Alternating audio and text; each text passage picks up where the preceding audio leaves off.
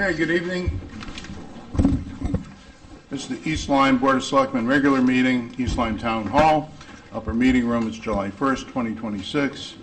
It's 7:23 approximately, and we're just following the town meeting. So, we've already recited the Pledge of Allegiance at the earlier meeting, so we'll move right into the agenda. Are there any additional agenda or consent calendar items? I'm not aware of any. Anyone else? Nope. Okay. Are there any public delegations? Someone that would like to address the Board of Selectmen this evening?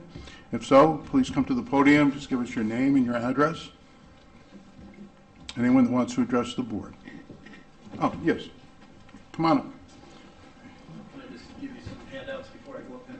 Sure, that's fine, and make sure we give one to the clerk. You're here specifically for services to the community? Yes, sir. Yeah, so, Maybe, should he wait till then? Why don't we have you wait till, yeah. yeah, that might be more appropriate. Sorry. We'll wait till then. Yep. Okay. All right, so next on the agenda, we have approval of the minutes of the regular meeting of June 17, 2026. Do I hear a motion to approve? Move to approve the regular meeting minutes of June 17th, 2026 as submitted. Second? We have a second. Second. All right, we have a second. All right, looks like it's a lot of Toyota Lease Trust repayments, so pretty typical stuff. Do I hear a motion? Well, no, Wait, no, we haven't done the, we're Minutes. doing the Oh, the regular minutes. meeting minutes. I'm sorry, I jumped ahead. So hot. The heat's getting to you. Huh? All right. Meeting minutes. Do we have a motion on the floor to approve? We already And it's did. been seconded. It was Okay. seconded. All right. Is there discussion on the minutes? Any changes or corrections to the minutes? Yes, on Okay. page 3, on the top, it says Ann Chichello reported. It should say, requested that a representative from the Freedom of Information Commission do a presentation to all the boards and commissions. Okay. And where was that on the? Page 3. On page 3? So how do you want it to read? Requested that a representative from the Freedom of Information Commission do a presentation to all the boards and commissions. Okay. That's how it should be. Thank you. Yeah, that's how it should read. Good. All right. Thank you. Can I just ask a question on number 7 where it says, in response to Mr. Schultz's comments, Ms. Chichello stated that the town just went through a charter revision in 2023, so that won't happen again for another 8 to 10 years, and that she will review section 614 and looks forward to receiving more information from him. Because I did watch online, he had brought up a couple of questions and whether or not we were adhering to the charter. So my question is, why is Ann reviewing it and we are not reviewing it? I would imagine that we would be taking a look at it to make sure that we are actually adhering. You need to, I would like to change it. Yeah. Okay. And so what is the change? You would, the so board she- will? The board. The board. will The review. Yep. board needs to review it. Yep. Yeah. The board, yeah. Thank you. Yeah, appreciate it. Yep. Okay. Thank you. Thank you. All right, that's right. Very good. Any other corrections or changes? Hearing none. Call a vote. All in favor signify by saying aye. Aye. Any opposed? Any abstentions? I abstain. Okay, we have, who are the 2 abstentions? Yeah, just because I wasn't there. Yeah. Same. Right. Okay, very good. Now we get to the consent calendar. Do I hear a motion to approve the consent calendar? Move to approve the consent calendar for July 1st, 2026 in the amount of $2,794.27. Do I hear a second? I'll second. All right. All right, pretty standard stuff, Toyota Lease Trust. All in favor signify by saying aye. Aye. Any opposed? Any abstentions? Motion carries. Okay, so next on the agenda tonight is old business, and that's a discussion of possible action on services to the community for the 26-27 budget distribution. So we do have a spreadsheet. Is Kevin going to be given to He's her? online. Oh, he is? Is he Okay. online? Okay. Great, thank you. Hey guys, Hi, Kevin. Kevin. Sorry, just didn't see you. Okay. Yeah, all right, so we have a list, and there's sort of a, on the far right, for each line item, you know, we did have, we established a policy. The last time, we tried to do a better job, and part of that policy was to require those that wanted a distribution to submit a request with some information accompanying the request, and we had a deadline. What was the date for the deadline, Sandy? January 20th. 21st. 21st? It was the, I'm sorry. No, it was I had it noted as. I have it down as the 21st, but Okay.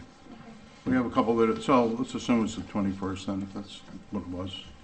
Well, I just, please, I think that it needs to be clarified, right? Because Yeah. that was Right, all right, because we have some that are the on the date cusp. Yep, that Yeah. submissions needed to be in by, and then if they were not in by that date, and that did cause dialogue through the budget season because it wasn't clarified, and it was very willy-nilly, to be honest with you.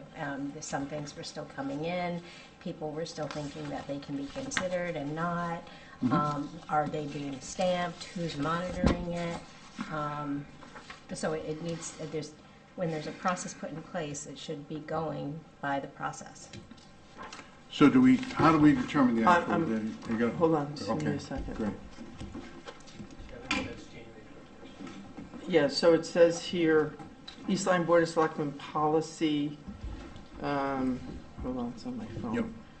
So, under number 1, saw one sentence, okay, says, entities requesting a contribution from the services to community budget allocation must submit the services to the community funding request form to the finance director, K. Gervais at eltownhall.com each year for the upcoming budget deliberations and submission to the Board of Finance. Deadline for fiscal year 2027 budget is January 21st, 2026. Okay, thank you. Thank you. So now that's good. Okay. All right, so we have a list, and the list identifies when the submissions were made. So how should we move forward? Are we going to take a strict approach here, and if they weren't in by on or before the 21st, they're basically out of luck? Or do we want to do something different? I guess What's the idea of the board? my idea is, or my thought is that there are certain entities that I think East Line is basically required to give a donation to, Yes. such as the, hold on, let me just find it. New London, this is so small, New London Homeless Hospitality Center, because we don't have one. Yeah. So those kind of entities, I think we are Well, we're required. required. Yeah, Yep. it should be required. Yep. So whether they provided the information as we requested, maybe what we could do going forward is next year reaching out to them specifically and saying, you know, we would appreciate them submitting the documentation. So that's required. and- It is required, and I believe that there's another one that's There's, required. there's a few, I think. Nice to clarify those. Please do. Yeah. I don't know. Yeah, we're going to try. Maybe Helen does. So, well, I think it's New London Homeless Hospitality Center. I think the other one was the Veterans Associate or Representative, I don't even see that on this. or maybe that was list. moved. On budget. That That person's been moved to the first selectman's office. that was Yeah, cut okay. out of this one, right? That was, 2 years ago we did that. Okay. Is Oh, it safe? might be the Shoreline Soup Kitchens and Pantries. Might be the what? Yes, I think you're it's right, the- I yeah. believe it's the Shoreline. Yeah. Shoreline Kitchens and Soup Pantries. Kitchen and Pantries? Yeah, and it's not just us, from my memory. I believe that this Heather, is do a, you know those regional? that's, yeah. Kevin, do you have a list of which ones are required? Well, Joe and I were kind of discussing last night. I think some of them, like, I think the homeless shelter, I think that might be a state mandate to require. to contribute something to it or have one. I'm not sure about the soup kitchen one, and some of those other ones.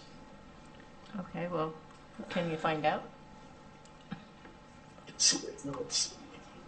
Yeah, I mean, it's Well, not, we're this not thing gonna has been find it. tabled like, I think 10 times. It's, I mean, What's that? I said, I think that this thing has been tabled like 10 times. Yeah. I mean, clarity is good, you know?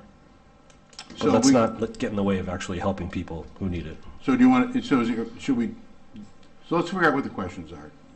Is the idea to table it tonight? Would you prefer that? I would prefer not to table it. I Okay. would prefer to get the information since we have our finance director on the phone, or, that's part of it. Find out what we need to do, and then we go from there. Because what we need to do and what we're required to do, we should be doing. And then everything else, we will move through. So, it might require some research to know statutorily who we are required to give money to, and I don't know that if Kevin would have that off the top of his head, or if he has that information in front of him. I don't, as we sit here. So, And I'm researching what's required, and just researching using ChatGPT to help me out here. And yeah, what's a required service that the town provides. It says there are often services provided by state, nonprofits, and other regional organizations, such as homeless shelters, food pantries, domestic violence shelters, mental health counseling, affordable housing. But it says specifically, Connecticut municipalities are not statutorily required to own or operate a homeless shelter. Right? And that could just be ChatGPT. Getting this wrong. I do know the New London Hospitality Shelter is, I'm pretty sure that's federally recognized. I think Sandy and I were looking at that yesterday. okay. So I know they do receive federal and state grants, but I appreciate that, Kevin. But I think the question here tonight, is there something that, what we don't want to do is not donate money to something we're mandated to give money to, and it doesn't sound like there is a mandate. It sounds like a recommendation. yeah. And before I was a finance director, I was an auditor of municipalities. Yeah, And I cannot recall a time where we were required to test, and I mean, it would be one test, but I don't remember any contributions that we would have to make to not-for-profits. And surely if there was some sort of state mandate, that would probably be within some sort of audit or requirement to fill out that we're doing that. But I don't have a definitive answer, yes or no, on that. okay. Would it be possible? Sandy's got Oh, I'm something to sorry. add. What? I think Sandy has something to add. As a note of previous years, there have been letters that have been sent that have suggestions, like in 2025, we had 76 residents visit, we helped 4 families, but I didn't really see those kind of letters come through this year. I didn't, I don't know if Kevin got them directly, but. I mean, there was one that was submitted from UCFS saying that UCFS had provided 66 dental visits to 35 East Lyme residents, 119 primary care medical visits to 59 East Lyme residents, 6 women's health visits to 6 East Lyme residents, 740 behavioral health visits to 53 East Lyme residents, and 101 Ross Adult Daycare Center visits to 2 East Lyme residents. And this, it also says, obviously, they go through insurance, whatever they can use, but if they can't, then they still provide the services. We've been through this several times Yeah. previously. I would suggest that we move forward with this. We form a subcommittee to work on the exact criteria and develop a better procedure that everybody's aware of, and that this information then go out early on so that some organizations don't meet every month, so that there's adequate time for them to prepare and bring forward the paperwork that's necessary for us to make a good decision. I would also like to just add that we have a representative here today who came in person to make an appeal. And I don't know if he ever was informed of the process at all. So we have to measure how important that is in this conversation, I guess. Agreed. Oh, so I'm so honest. It's very disappointing that once again here we are, right? Because I remember the first year coming in, it was so willy-nilly. There was absolutely no rhyme or reason for essentially giving away $45,000 to $50,000, because that originally what it was at. What was it This is is- at? I'm going back 3 years. Yeah. Okay, raising the questions, how does this even happen? Like, I get it and I understand it, and I think it was Ann that actually brought up the question that I supported. Is it up to us to be giving money to nonprofits, which are tax money? Okay, is that really our role? So that question, what's the process? There is no process. Well, can we create a process? If we create a process, then it doesn't get done.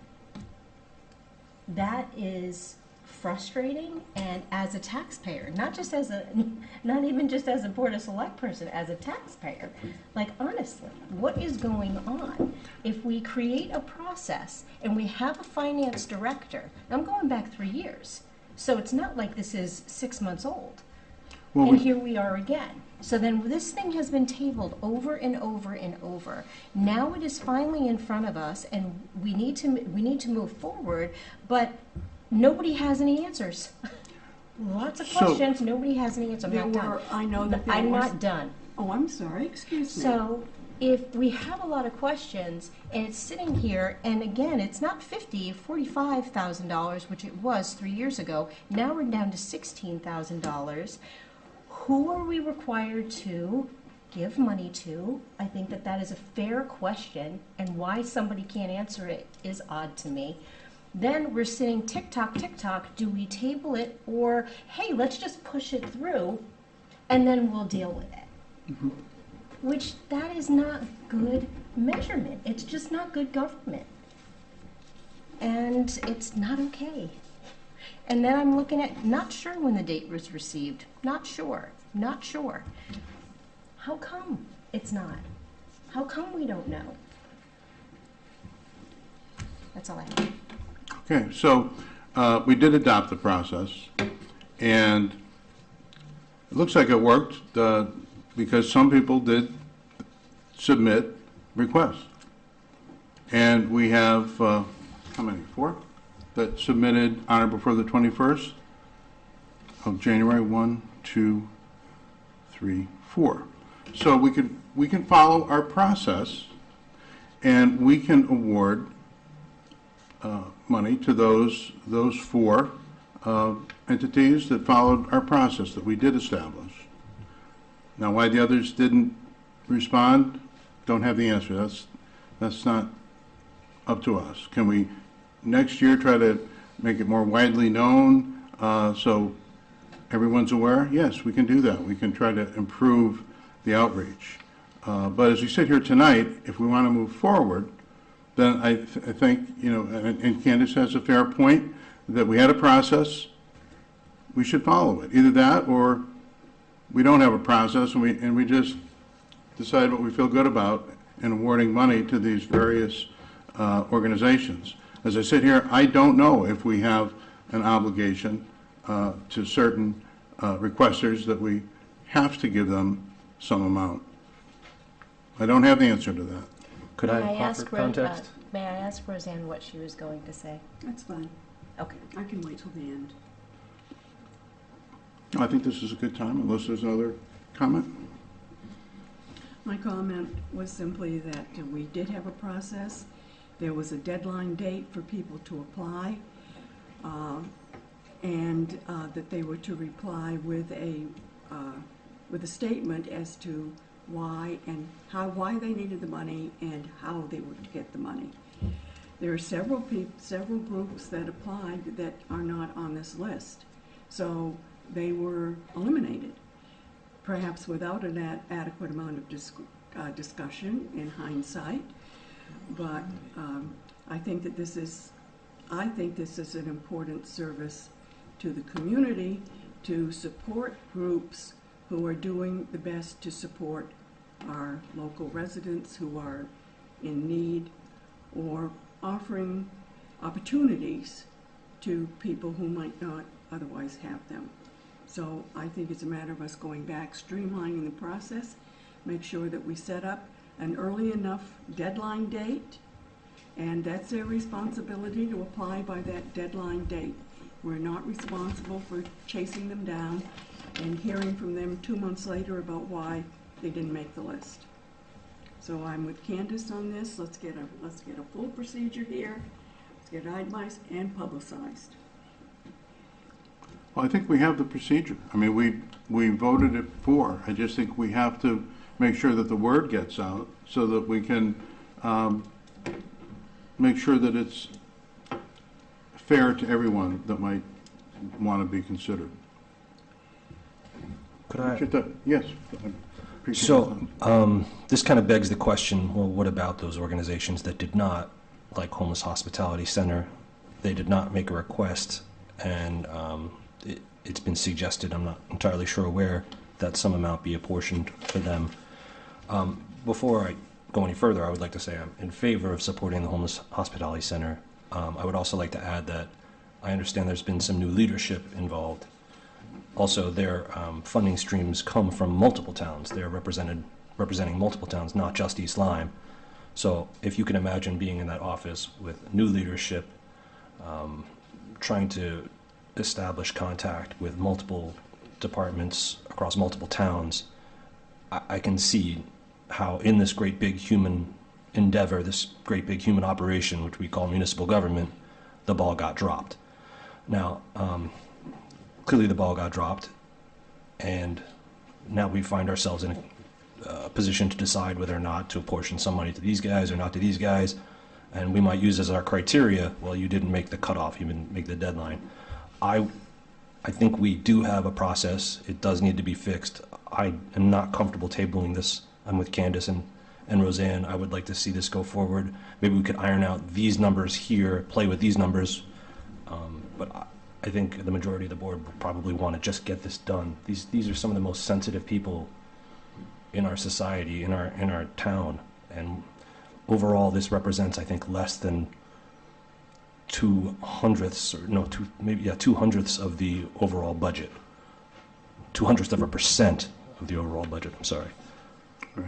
So this is I know every dollar, every cent has to be matched, but the amount of time we spent on this, I just think we should be cognizant of the fact that this means a lot to some people who are on the fringes of society, and we spend a lot of time kind of wrangling over what is kind of small in the overall scheme of things. Okay. I think that that's well noted. I also want to note that this started at like $45,000. And we're looking at $16,000 because the Board of Finance has cut us there. Yeah. And the truth of the matter is, it's probably going to get cut again next year. Okay? I can't agree more with Jason that people are putting in for money for a reason. And each and every single things that's listed here, excuse me, in front of me, do incredible work here in East Lyme. Do you have And what? I said they do incredible work here in East Lyme, and I value them. What I don't value is not having a process or having a rhyme or reason and just giving money, because what happens is then an entity says, well, how did they get? How are they getting VIP? And here I am doing good work. How come I'm not getting anything? Mm-hmm. You see what I'm saying? And I'm looking at a process that I begged for, literally begged for. And we worked on it to get something in place, and it's not good. And I'm not going to sit here and say that it is. It needs to be worked on. It needs to be solidified. It needs to be working along with best practices. That's what needs to happen. And we're all volunteers here. We have paid employees here that this is their job. And I'm not apologetic for saying it publicly. That's that is an accurate statement. It's something that absolutely goes through the minds of our taxpayers and through a budget season. So we have to be held accountable. So when I ask the New London Homeless Hospitality Center in my memory, I believe that we are part of a regional effort, and there was a requirement, for some reason, it is dinging in my head, that it was noted a few years ago that that was a requirement for us. So yes, I want to know, am I required as a Board of Selectmen to check off on $3,000 or $5,000? Because if I'm not, then I will consider less and then maybe allocate more of that money somewhere else. But I don't know, because I Right. don't have the information, and I want the information. So what we need is a legal opinion on that. We need clarification, yes. Yeah. Because I don't know the answer, and it doesn't seem that anybody has a definitive answer sitting here tonight. So we can do that. We can go through this list and see if there are some entities that we are required to help out. Going on the process that we put in place, Yeah. I look down at New London Homeless Hospitality Center, I go over to requested, it says 0. That's what it says 0. Yep. Yeah. Okay, so no money was requested from East Lyme Board of Selectmen? And who suggested the 2,275? Because if no money is being suggested or asked of me, well, do I have to do it? Wait a minute. I So- believe that we were told that this was part of an area coalition and that the state did require. Well, that's what I thought too. Yeah, And I I mean, remember we- you saying it 2 years ago. Might have been wrong. Before we get into the particulars of this, though, is the question still whether or not we should move forward with this tonight? Or is it agreed that we should, yes, indeed, sort this out now? Because I mean- feel like Candace, Roseanne and I are on board, but we only represent half the Board of Selectmen. So I would like to continue the discussion and see if we can move forward, but the question is, how do we move forward? Okay. Do we take a strict approach based on our established procedure that we do have, flawed as it may be, and we look at the requests that were made on or before January 21st? And that's a bright line. We can see who those are, and we can award amounts to those entities. Okay, then maybe it would be best to go back to Candace's question now and see where did these numbers, these suggestions come from? Is that Kevin? Was that Selectmen? Does anyone know where they came from?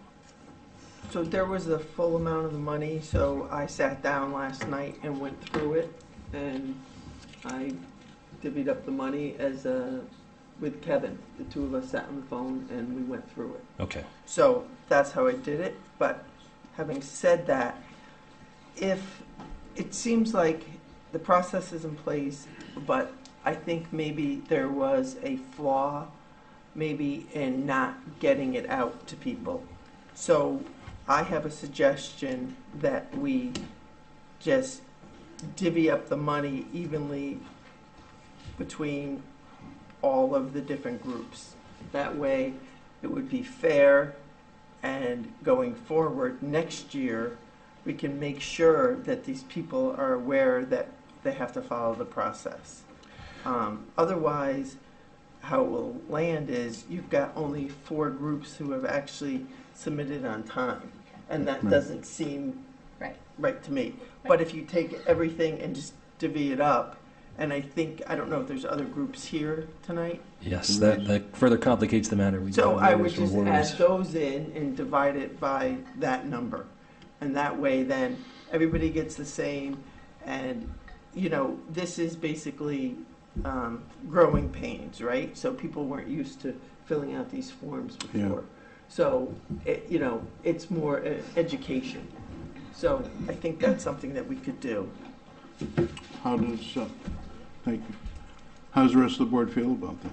So you're suggesting an equal distribution of the funds divided among the people? Yes. Okay, so, and versus what's kind of here, which is a more equitable distribution based on areas of need and asks, I would assume. Correct. Okay. I'm not So- in favor of that. you're, and I understand what you're suggesting, and I like your suggestion. And I think that it's I mean- fair and it's balanced. However, what I'm struggling with is I'm looking at no request from New London Homeless Hospitality Center, from the Pollinators Pathways, from Shoreline Soup Kitchen and Pantries, Thames Valley Council for Community Action, so that's TVCCA, okay? United Community and Family Services, and Southeastern Connecticut Cultural Coalition. So no, I'm not in favor of doing that. And I'm concerned with the list. I'm concerned with who has access to the list, because I do not have access to the list. And we all should have access to that list. We all should be getting that information, know who's putting in for that money, make sure that the date, if it's not stamped, then it doesn't get in. And maybe I'm being so hard-lined on it after this budget season that has been horrible here in East Lyme. First budget that has failed in over a decade, and then the second one barely went through. So I'm having a hard time. And I'm not going to just rubber stamp it. I'm definitely not. I'm not going to be like, all right, well, I don't want to talk about it anymore because people get tired around here and they don't want to keep talking about it. Well, I don't want to keep talking about it either. But I also don't want to, I don't want to just let it go, because there's a reason. I don't want to interrupt you. Go ahead. No. So I see two possible approaches here. One is that we could sort of suspend our procedure for right now and try to do better next time around, and just look at those that actually requested money. And anyone that took the time to request it, and we do have someone here tonight that's making a request too, it sounds like, maybe we honor the requests to the extent that we can. That's one approach. The other approach is to go back to our procedure and say, look, you know, we have 4 entities that they not only requested, they requested it by the date in our procedure, and so we give meaning to our procedure that we worked on, and we give the requested amounts to those 4 entities. It seems to me those are the 2 approaches that seem to be the fairest. To give money to someone that didn't even make a request at all, that doesn't seem right. So I'm counting 5. So, You're what? I'm counting 5 entities. I've got one in for February 25th. I've got one received January 20th. But February 25th is not, they're outside the That's limit. outside the line. Yeah, I'm so sorry, I see forgive me. 4. Yep, you're right. Giving Garden, Yep. I see Nyack Main Street, East Lyme, Safe Futures, and the Sexual Assault Crisis Center. Oh, those are the 4 that complied with our procedure. So if we want to give credence to our procedure, that's one way that we could do it, is award the requested amounts, to the extent that we're able to those 4. Then we haven't violated our own procedure. The other way is to say, okay, you know what, we tried, we established a procedure, didn't work out quite the way we had hoped it would. We can do better next time. And why don't we just look at anyone that bothered to send in a request, let's give them an amount that we can, you know, that we can afford to give to those that sent a request. I did receive an email today, I think we all received it from the Daigle Foundation. At least that was on my email, I think everyone else's yeah, copy. that's what I was just Yeah. going to mention. And then we have a gentleman here tonight for, is it Wounded Warriors? Warriors for Warriors. Yes, Yeah. Warriors. So, so maybe we add in the $675 for the Daigle Foundation, since they did send in a request, late, but a request. And we hear what the gentleman here tonight has to say. UCFS also sent in a request. It's not on here, but it was in our packet. I don't know That's what they were usually- asking for. The student government scholarship was already awarded at graduation.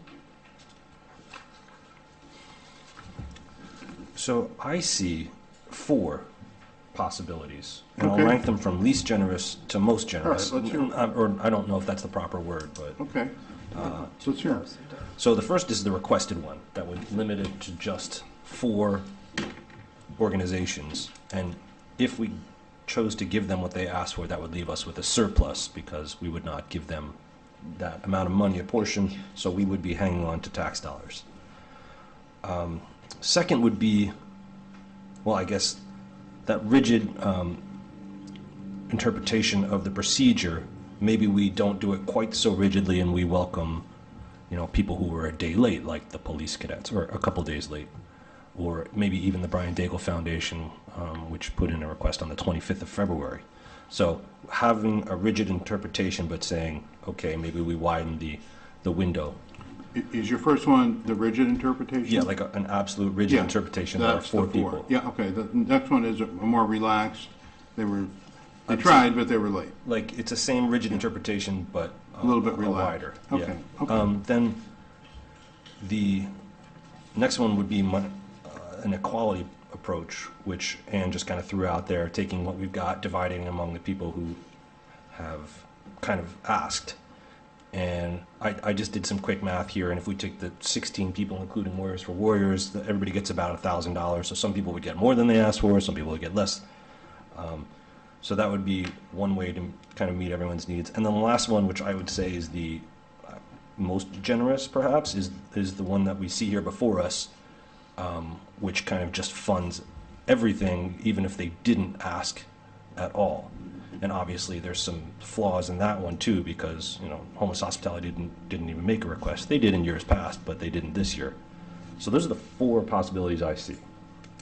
Are there more ideas? I think that's a pretty good synopsis of it. So I think we need to decide what are the criteria we want to use. Do we want to err on the side Last of year, process? we ended up doing your last one with your 4 options, where we just looked at it and we're like, all right, we have no idea what Right. we need to do here, so we're just gonna allocate it in an even fashion. Everybody gets a little bit of whatever it is. We did the Because equality one before? Now Rachel? we've got this down to 16,440, and Yeah. don't think for 2 seconds it's not gonna be eyed for next year. So we gotta do something with the money, right? Yeah. Your reference to rigid, I don't believe that it's rigid. I believe that it's actually putting a process and best practice in place. And really, the problem is the government. It's this right here. And people that work here at the town hall that are supposed to be actually providing the guidelines. And it's not happening, putting us in the position once again. So, yeah, I guess I am going to be a little bit rigid on wanting best practice here in East Lyme, because 3 years on this board, it is incredibly frustrating because there is none. And then trying to get it is even harder. It's even harder. I'm apologetic a little bit, but So- it's even harder. So would you be advocating for, I'm sorry if I offended you with the word rigid, but the most kind of literal interpretation of the policy, I get it. I get it. Number 1, I don't want to table it because it's gone on too long. Number 2, I would love for people to actually get some of the money that's going to be helping them, because I want to help my community. But I also, in turn, want a process. And I don't want to be sitting here willy-nilly again every single year. Oh, well, we don't know what to do, so here you go, everybody, even though maybe we don't really need to be funding some of these things. So what approach tonight do you think we should take? I'm not sure yet. I think you should note that even if you gave the 4, if you took a strict interpretation, and the 4 that requested on time, if you gave them everything they requested, I counted up to about $6,600. It's not the full 60. Right, so then we'd have the surplus. So we return that to the general fund? Or we could take a look at it and say, I don't know, could resubmit. So, Dan, can I Yeah. make a comment here? Sure, And please. give a little history on the timeline. So, the Wednesday, December 17th, I sent an email to you, me, and Sandy and said, hey, we need to contact the not-for-profits. I know we had to contact some of the not-for-profits because the emails started coming in. This was the first year we actually had a hard deadline, Yes. right? Yes. And so now we're just talking about, the process. You had a hard deadline, January 21st, 2026. You have the 4 people that came in by that deadline. Right. This is the first year you had a hard deadline. So whether you want to hold not-for-profit volunteer organizations accountable to a strict deadline, right, that's the cusp of the conversation. We have a process, we followed a process. Right. The 4 individuals got it in on time. The other individuals did not. So what we're saying here is, should we break the process to get the other individuals a piece of this money? That's what's happening. So do we follow the process? Do we kind of follow the process? That's where we are right now. Yep. So I have a question, Kevin, if you know, because when emails were sent out, they were sent out in December, were they sent out to all the groups? I don't know. I know some individuals came in to see me personally, like the Giving Garden was just walking in, I don't know if he was paying his tax or whatever, swung by the office, asked what he had to do this year. But I see that, the Sexual Assault Center sent us something, so people were sending us things and reaching out to Sandy and I. So I think part of the problem might have been maybe we didn't publicize it enough, or, to get the date out there and let all the not-for-profits know. Are we supposed to send an email to all not-for-profits in the area? How are we supposed to get in contact with the not-for-profit? I guess is the other part of this, right? Yeah. So, what's our dragnet on not-for-profits?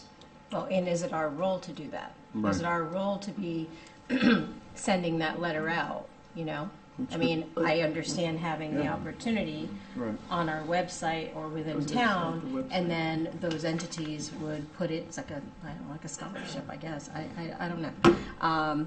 But at the risk of using the word rigid, yeah, I mean, you put a process in place. That doesn't mean that next year, people can't put in for it. Yeah. I would imagine growing pains, hey, you know what, I didn't get it in time.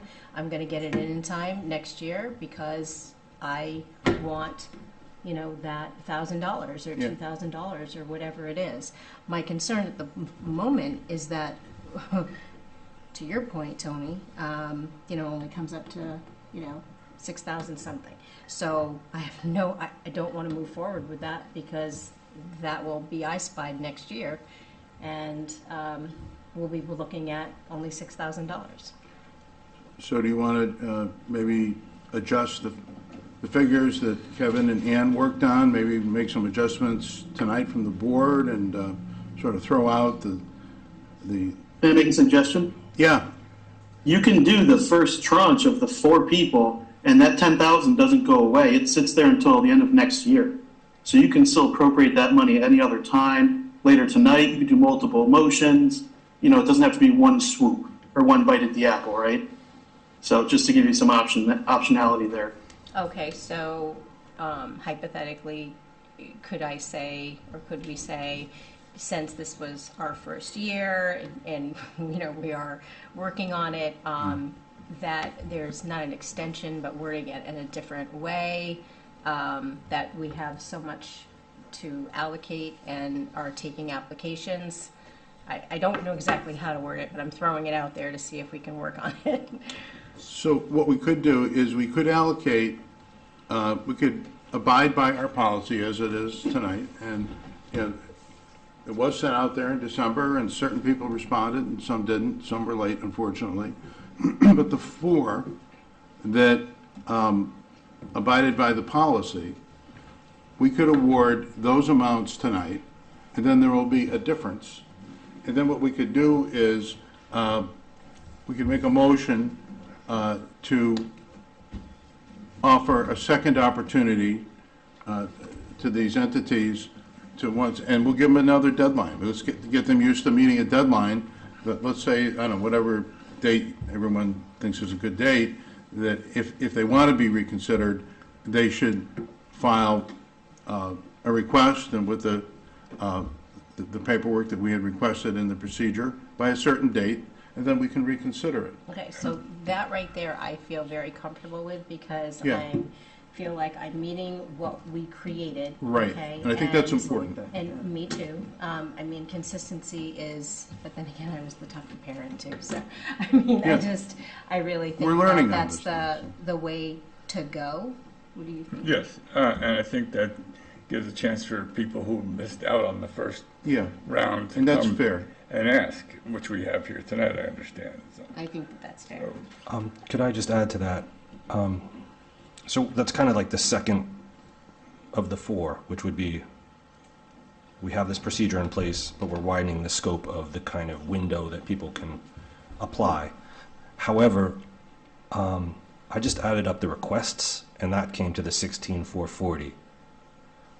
So if we honor the requests of the people we received so far, would that not exhaust all the money we have available to apportion? there were only four that requested in time. It was only 6,600, Right. they said. Well, So, if you're saying, The four, what about the Daigle Foundation, which No. requested, what They- about he would Warren's? need they were Yeah. outside the date. they didn't get it in on time. So are we just saying, Just the four tonight. So I think the idea that I think is being presented is 2,000 to the Giving Garden, because we received it on the 20th. yep, 2,000 in Ionic Main Street, 2,000 in Annick Main Street. Safe Futures, The Safe Futures. Safe Futures would be 1,000, and and the Sexual Assault would be Crisis Center. 650. So what does that add up to? So what was it? 5,000, 6,000, 650. What is it? 6,650. All right, so that, okay. So, And then you're saying we could ask the others to apply for the remaining, yes, we'll 9,000, extend so- the deadline for the others to resubmit. okay. And if they do, then we can reconsider them, and we'll choose a date here. And so then there will be roughly just under $10,000 to distribute to those other entities. Does that sound fair? That gives the people who missed the deadline another bite at the apple. So Yeah. would you put it up just on the town website then? Is that what we would do? That's a good question. Yeah, I think that's what we should do. Put it on the town website, and maybe some social media too, if we can, try to find better ways to get the word out there. That's what's important, and social media is pretty good on that, and we'll put it on the town website. Would we go so far as to ask the organizations that have applied in the past to reapply, like the Homeless Hospitality Center? I think we try to, I guess we got to, well, that's the other question. How do we reach, and who should we reach? And that's a different, I would say, why don't we start with this list, and plus we have a gentleman here tonight for the Wounded Warriors, is that? No. Warriors for Warriors. Warriors for Warriors. Right. They could jump in as well, and then be included in the second pass-through. Right. And And you then we could, live and learn here, right? What? So then moving on for next year, we We'll do would it already, better. right, it needs to get done better, and we wouldn't have the grace period, but I think for the first year, I think that is very fair. I do. and it gives credence to we did our best to create a procedure, we tried to follow it, and it's giving credibility to that procedure, and I think that's important. So, someone want to entertain a motion to start the, Well, I would just like to say that I think putting this out on social media and these other sites, I think it complicates the problem. Because now we're going to get a bunch of people who never applied in the first place. but I think that's okay. I mean, we're not beholden to this particular group, and this group evolved over time and through experience.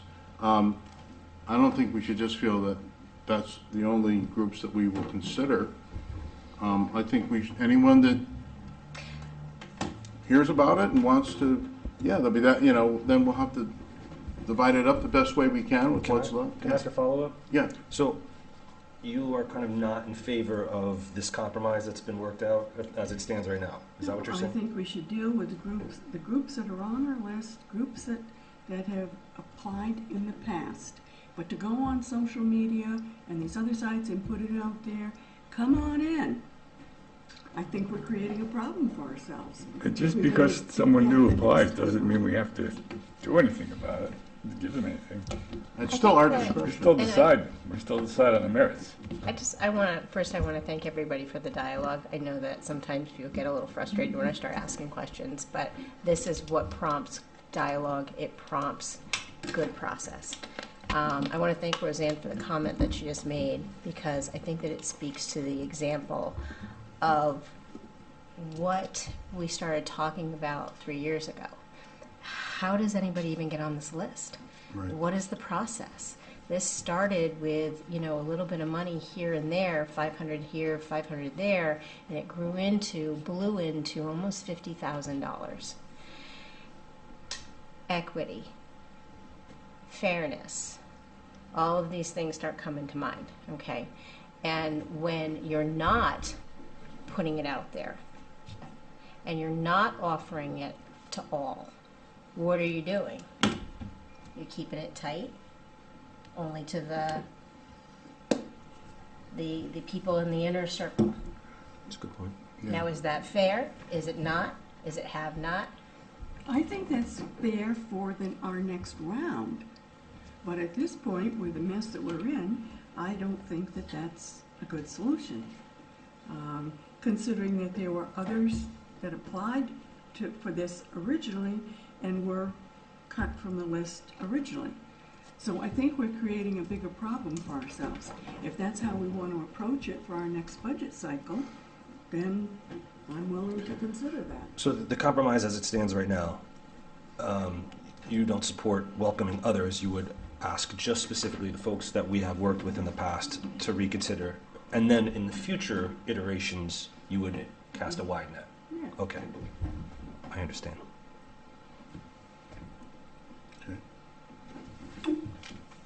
So, what's the feeling on that? Do we take care of the 4? Well, Roseanne spoke on, I'll give my opinion, Yeah. you move down the line. Yeah?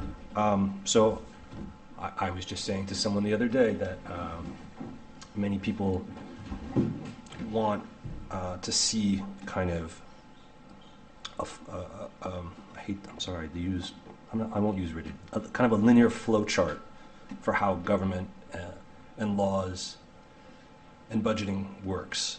And some people want a more kind of humanistic aspect, so you kind of have the tension between arts and science. And I guess scientific would be a better way of putting it. I think some of us would prefer a very scientific, kind of standardized approach. Whereas I take a more humanistic kind of approach, and I'm in favor of kind of going forward with the numbers that Ann and Kevin came up with, and hearing their logic and working with that, and inviting other people involved into the situation. However, I realize that this is an issue that has gone on for a very long time, and in the spirit of compromise and helping people out, I'm willing to adopt the compromise, whether it's Roseanne's brand or some other kind of formation that comes out of this discussion. As it stands right now, I'm comfortable moving forward with the proposal that's kind of coming together. In that proposal would be the 4. Yes. And then what is left over, I guess the question is, do we just put it out to the people that were on this list for this cycle? Yes, that's the Is that the idea? compromise that I support at this moment. Okay. All right, I would support that approach. Ann, what's your view? So, following the policy, I would agree with Candace that then we should do the 4 who actually submitted on time, and then open it up to the other ones who are on this list. My other question is, though, were there other people that, like the Board of Finance, had already cut from this list? Yes. Who did they submit on time? I don't know if that's accurate. Yeah. I don't know. That's what I'm asking. I'm going on, my understanding is that they did not cut any type of line item or an entity. I thought it was just, Oh, the money. this was the amount of The amount. money.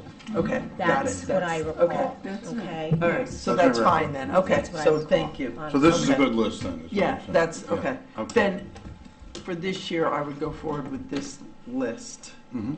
And then going forward, you put it up on the website and, you know, you hope people, abide by the timelines. Yeah. And encourage it and find a way to hopefully get the word out there in a broader way or a better way than we did in the past. And under that scenario, do we still limit it to just this list, or we open it up to whoever is interested? What's the thought on that? Well, for this year, For I this would year, say we stick with the list? the list, yeah, that's what I would do. What do you think about that? So I'm in agreement with that. I can compromise on it, although moving forward, I don't believe that that's an equitable. I understand it for this year, and I understand where Roseanne is coming from. But I want to try to encourage a more open format, okay? And I understand putting, I mean, it was almost as though it was war to get things being put onto the website. It isn't actually hard, and I like that things are being put on the website, but we also live in the 21st century where social media, I mean, you're on social media, we all are. That is a good way to get out. I know that I am noticing that even Public Works and new hires, and we have positions that are open and all of those types of things. That is a very good thing, and it's not closed, so it opens it up, and I think that speaks to fairness and equity, and that's the route that I want to go moving forward. I understand to take the compromise this year only. Yeah. I think that's fair. So, I think we should restrict it to I agree, and I don't see any reason to have a list, because yep. that has its own problems. So, I think if another we'll do group it this comes way forward, this they wanna year, be- but anybody in wants to future- be considered will be considered. They're not guaranteed anything, but they will be considered. Okay. I think there you have it. There you go. I'd be willing to make a motion. So, I'm just trying But we do have the issue, we have warriors here. That would be on next year's list, or, oh, we have someone else. I'm Come also to- here representing Safe Futures. Safe Futures. So she's here for someone who's on the list already. All right, you're already on the list. Did you want us? And we should be on the list, but we're not, so that's a whole different regular. Oh, no. Yeah. We submitted in March. I am on the list, but I was told that this. Why don't you come to the podium? Yeah, we'll just take turns so we don't have it won't be on the record otherwise. Just state your name, please. I'm Margaret Susoff. I'm Chief Operating Officer at Safe Futures. I'm also a resident of East Lyme Okay. at 2 Hillcrest Road. Well, Safe Futures have applied for many years and have received funding from East Lyme. And we do apply to all 21 towns in New London County, and each town has their own way of distributing money to social services. But we did, as you can tell on the list, meet the deadline. We are told of this meeting tonight through a group email. So we always go to the towns to just support our application and say, this past year we served over 300 victims of domestic violence, sexual assault, stalking, trafficking, elder abuse, and child abuse from East Lyme, Niantic, Flanders, all the villages. So we just wanted to thank you for your support, and if people have any questions, they can ask me. We do give tours of our facilities so people have a better understanding of what we do. So thank Appreciate you. what you do. Could I ask you a question? Yes. How did you hear about it? Well- So you were on time and you applied. How did that work? in your Well, we organization? actually send out town letters in December. And again, each town has a different process. I see. And then I was told, oh no, East Lyme was having a process this year. And then I think it's a group email of social services. Yeah. And then I was emailed what the process was, so I submitted an Okay. application. Yep. So you got an email. and Yep, you were- I got an yeah. email on the application. I Okay. have it right here. It says Yep. January 21st. Great. So, yep. All right. Thank you. Great. Thank you very much. Thank you. Thank you so Appreciate it. Thank you. much. Okay. So what do we do next year? Do we want to, yeah, would you like to address us before we make, yeah, Yes, handouts. that's probably I just appropriate. hand you these flyers. I think some of you have. others Yes, have. thank you. Okay.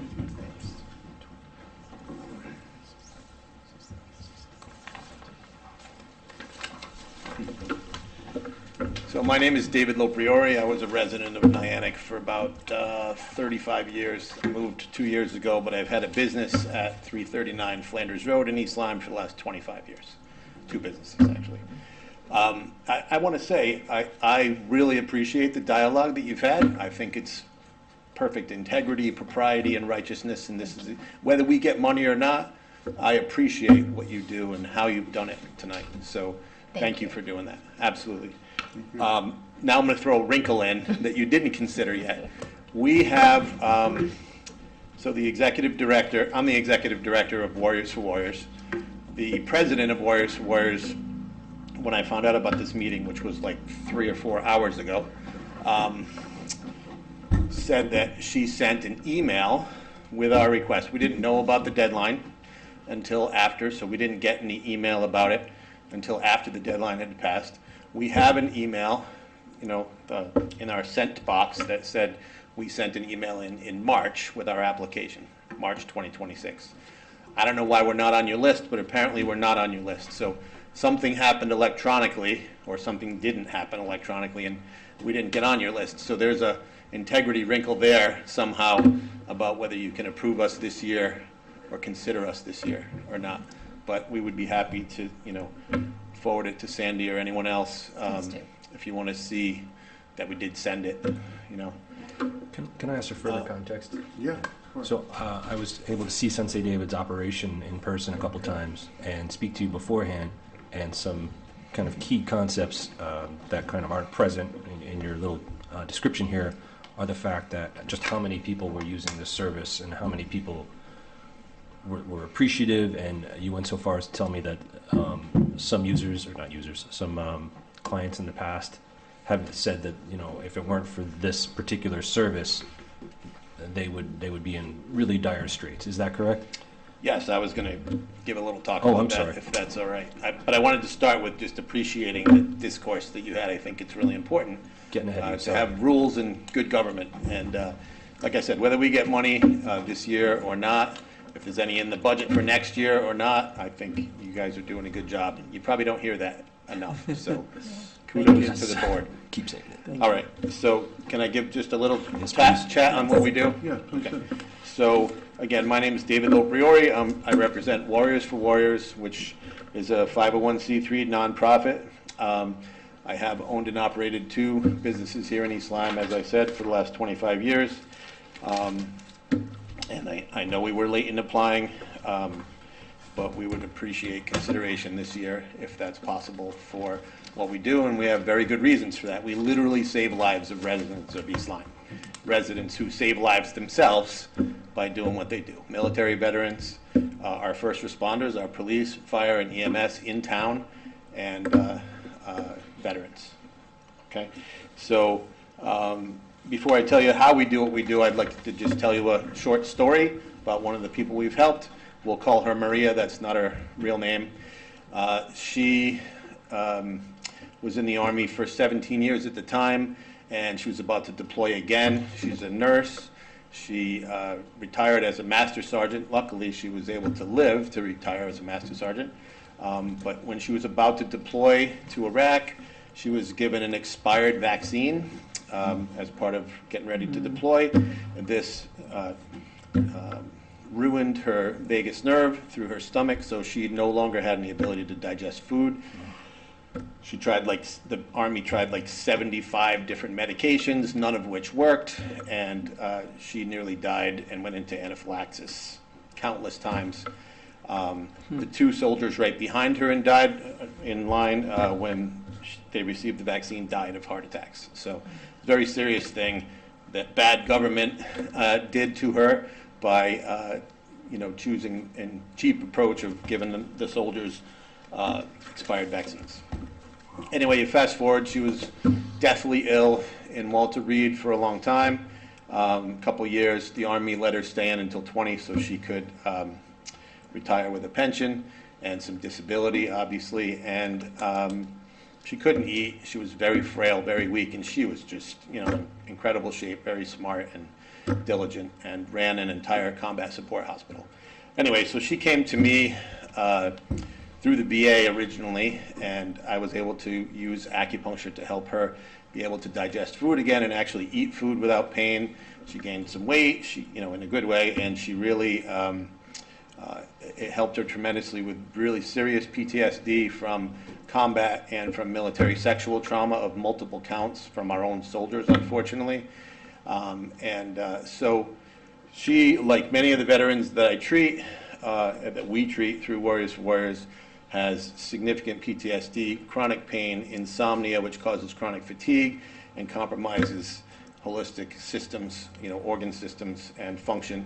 And these things ruin their lives for the rest of their life from their services. So what we do as a nonprofit is fill in the gap between what the VA offers and what veterans actually need. VA does refer to us in community care for acupuncture, but it's not really a holistic approach. They say fix this one thing. I think Marie got approved or authorized for her first visits for low back pain. But if you look at it from a holistic perspective, that low back pain came from chronic fatigue, which came from insomnia, which came from PTSD and chronic pain. And so we have to treat the whole thing to help this human being, not just poke and hope acupuncture for her back pain. So I don't want to take a long time with this story, but this person would have committed suicide. She told us that unsolicited. She's one of 44 people who have told me unsolicited they would have committed suicide without our free treatments. And every single week, someone tells us that this changes their life for the better. This is the best therapy they've ever had, and it's free. So, any help that the town of East Lyme can do for this organization, which was founded here in East Lyme by myself and about 40 students, friends, and patients of mine, would be tremendously appreciated. We offer community acupuncture. You can see it on the flyers I handed you. This is happening twice a month at the East Lyme Community Center. We started about 14 years ago, and we were doing these events twice a month there. Then when COVID hit, we had to stop doing those, but we actually upped our game with COVID and started doing all comprehensive, individualized treatments at the clinic during COVID. Now we're doing both things. So because there's a tremendous need, lots of veterans, first responders, and military know about what we do. We have attracted the services of another acupuncturist who I gave a free 5,000-hour apprenticeship to because my protocols are unique in this country and very effective. And then a nurse from the Army who, that same nurse I told you about, is helping us out in different ways as a nurse too. So we have a lot more need and we have a lot more capabilities to deliver that, and we need funding to be able to do more of that in town, not only with the comprehensive treatments, but the group acupuncture. I also give free mindfulness and wellness classes to veterans with PTSD every week. I don't ask Warriors for Warriors to help me funding that. I just do it for free. I also volunteer 20 hours a month for free as the executive director. All of our money, all of it that we collect through donations, like hopefully yours, goes directly to operational costs. Nobody takes a salary, nobody gets paid anything but for treatment costs or, costs of doing treatments. And I think that's about all I needed to say. Thank you. Thank you, sir. Appreciate it. Thank you for your time. To explain it to us, and we'll see how we... Have you been awarded money from from our organization before? Or is this the first time you've Well, applied? yes and no. I don't know that we got actual money. We might have gotten some money last year, but I don't remember, to be honest, if we did. I don't have the background. Sandy's saying no. But we did get benefit. The very first time we were going to start doing the free treatments 15 years ago, back when Paul Formica was first selectman, I came in here and asked if we could use the Olive Shandali room at the community center, And before we were even a nonprofit, they let us do that for free. So in that way, the town's been supporting our programs for a long So time. you've been around for a while. Yeah, but I don't think we got any actual cash. Gotcha. Thank Okay? you so much. Thank you. Any other for that. Thank you questions? again. Thank you very much. Thank you very much. Thanks for all you do. Good work. Yeah, very good work. All right, so that'll, a little bit different problem, but depending on how we handle this, I guess the first step is if we can have a motion to make a distribution to the 4 that were timely under our procedure. All right. Let's see. And you counting up to do a motion? Yeah, let me Yeah. just get organized, yeah. 1, 2, 3, 4. That's cool. All right, I just need to, okay. The amount was So- 6,650. Yes. It's Yeah, 60 so 66. we're doing the requested amount, Yes. correct? Okay. So I'll make a motion for services to the community for fiscal year 26-27 to give the following donations. Giving Garden, $2,000. Niantic Main Street, $2,000. Safe Futures, $1,000. Sexual Assault Crisis Center of Eastern Connecticut, $650, which is totals at this point $6,650. I'll second. Okay, we have a, The math is not mathing.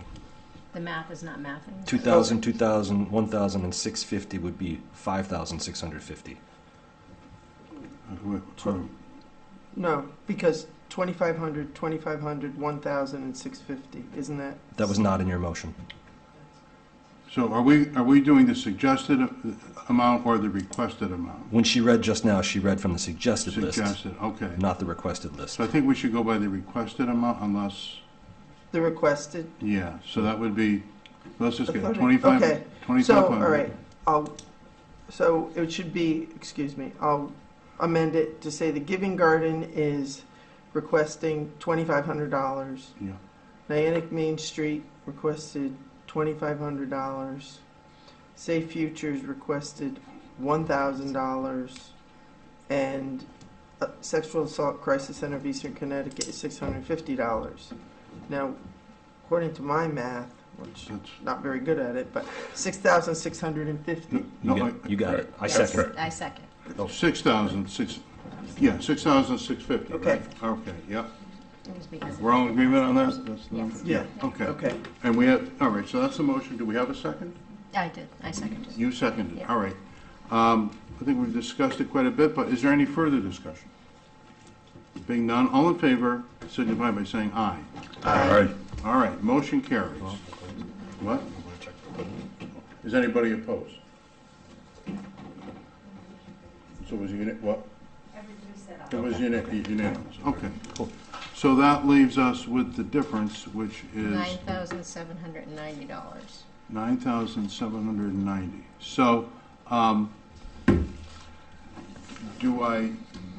so I think the next step would be to have a motion to extend the deadline for those that were on the list. You're making a second deadline is what you're Yeah, seconded. So let's talk about what's a Just good given date. because it's the first year, right? Yeah, Yeah. yeah. So when do we meet again? August. Do you want to make it September? Give them a couple months? Or do you want to make it tight?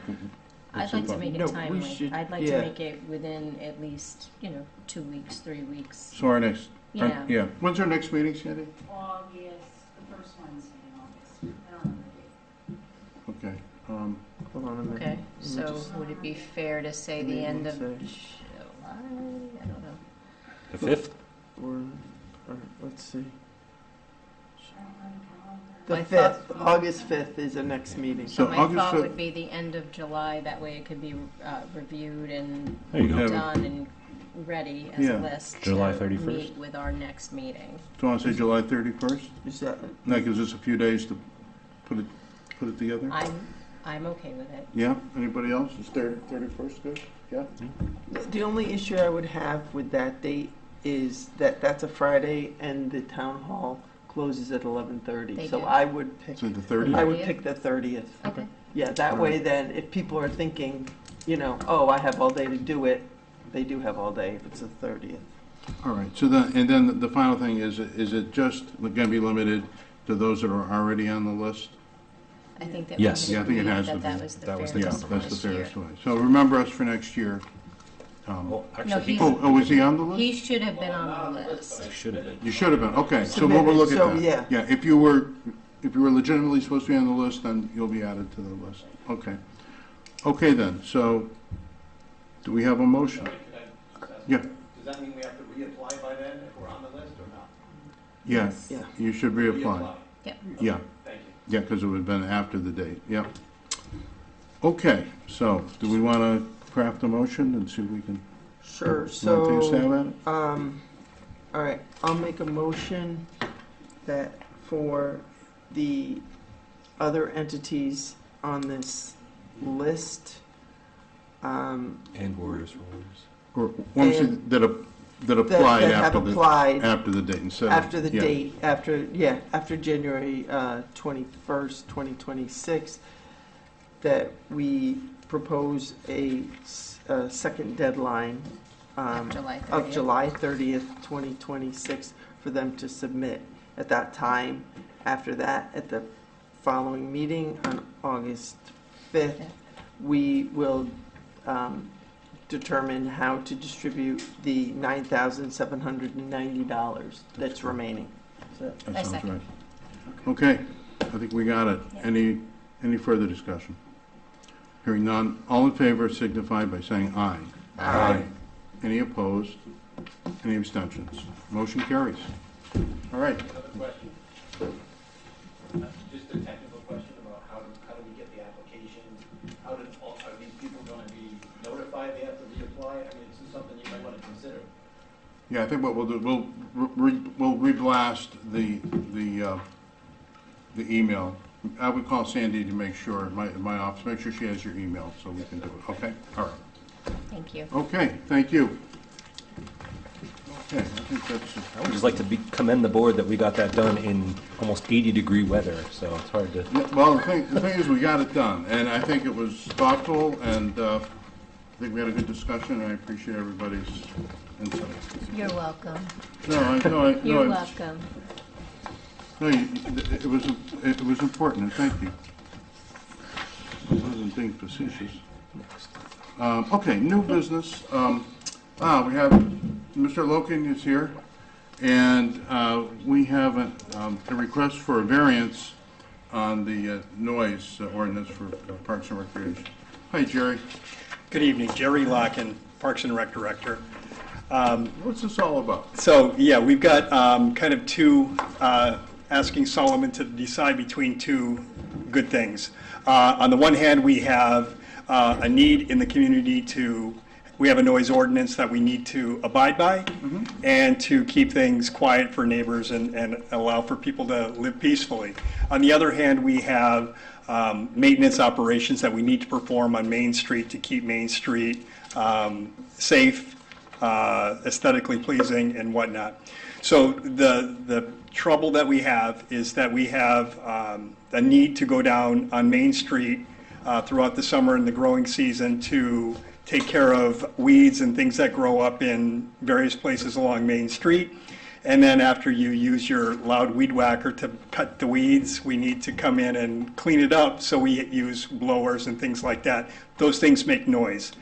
The problem that we've had is that we've been traditionally doing this early in the morning, before people park their cars on Main Street and before people begin to walk and things like that. You can imagine people with string trimmers going on Main Street, kicks up twigs, rocks, whatever, could damage cars. Also, we have people that work in the streets, and having people working in the street while traffic is going on, that creates a dangerous situation. So what we've done is, ideally, the time is kind of this early morning hours. And I note here in the memo that I sent to that the noise ordinance goes until 7 o'clock. So before 7 o'clock, can't really do these things. The best time for us to do them in terms of getting our parks crew there and in terms of limited use of Main Street is about 5:30 in the morning until about 7. At that point, we have an hour and a half window, we can go down there and do it, and we can get out of there.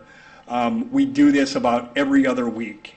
So one day, every other week, we would go down there, hour and a half in the morning, make a lot of racket, make Main Street look pretty, and get out of there and allow people to enjoy the rest of their peace and quiet and things like that, and the regular traffic and other things that happen. So, that's essentially what we've been doing. I did get a citizen called me and said, hey, you're keeping me up here, there's people blowing, it's too early in the morning.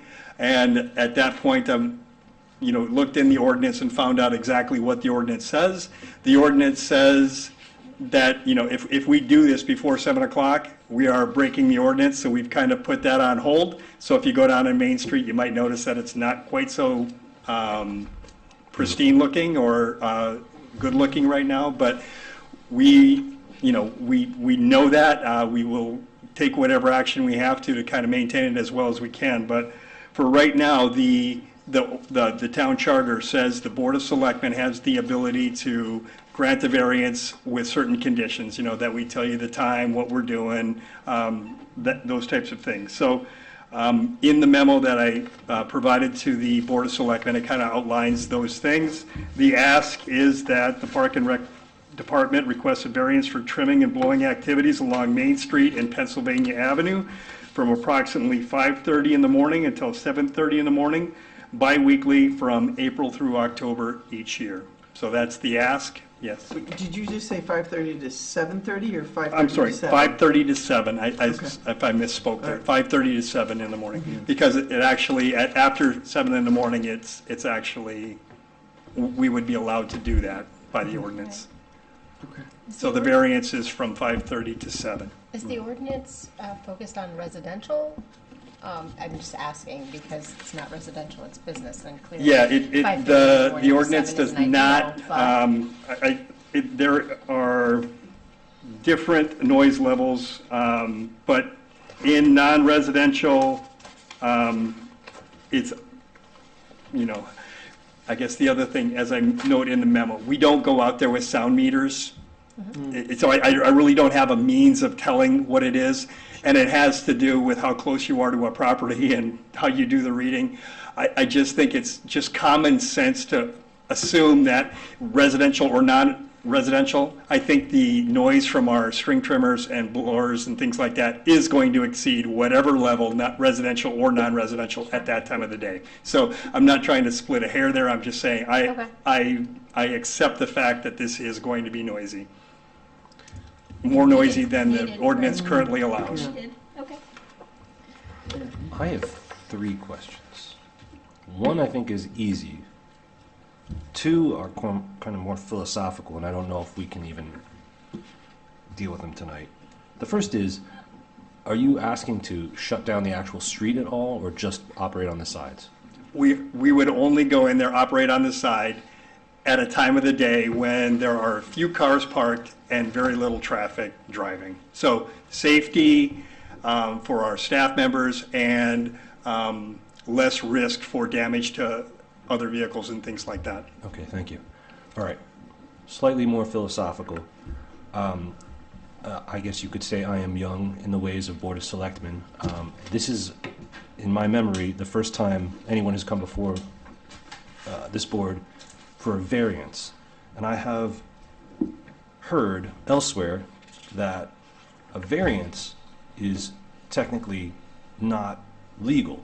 Someone could make a stink, challenge the variance if they really wanted to, take it to court, and win. Am I misinformed by that, or is that the actuality of the variance condition? It seems to be not my area of expertise. I would leave the answer to that up to the town's attorney, but I can tell you that in the town charter, it says that the Board of Selectmen is, we can apply to the Board of Selectmen for a variance, which is what I'm doing, basically following the town charter as I read it. I think if you want to have an interpretation from the town's attorney, whether that's defensible or, legitimate or whatever, that's not anything I can answer.